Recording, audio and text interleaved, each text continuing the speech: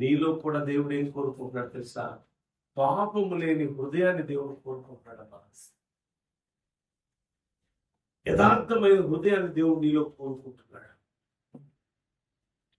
పాపము లేక, పాపం అంటకుండా విరిగి నలిగిన హృదయముతో దేవుని పాదాల వైపు తిరిగి ప్రార్థన చేస్తూ ఏడుస్తున్నాడు, రోధిస్తున్నాడు. ఆయన అంటున్నాడు కదా, నా హృదయం ఏమన్నాడు తెలుసా హిజ్కియా?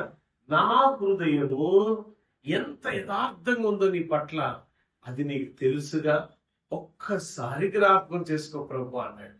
ఒక మనుషుడు ప్రభా నా ప్రార్థన ఆలకించయ్యా అనగానే ఆలకించాడు అంటే ఆ మనిషికి దేవునికి ఉన్న సంబంధం ఎంత గొప్పదై ఉండాలా? నేను చెప్తా. ఓ తండ్రి బిడ్డ, ఓ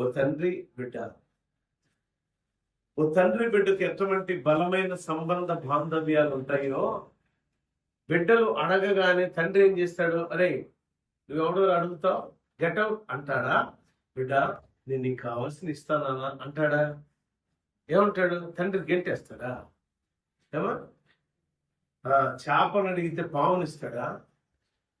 ఏమిస్తాడు? నువ్వేం అడిగితే, కానీ ఇచ్చేది నువ్వు అడిగిన దానికంటే అత్యధికమైనది. నువ్వు అడిగిన దానికంటే గొప్పది ఇస్తాడు దేవుడు, ఎప్పుడైనా గుర్తుంచుకో. సో గొప్పది ఇస్తాడు అనే ఆలోచన నీలో ఉంటే, ప్రభా ఈ విషయంలో నీ చిత్తం ఏమిటో అది నెరవేర్చు అని ప్రార్థన చేయాలి. ఇక్కడ ఏమంటున్నాడు?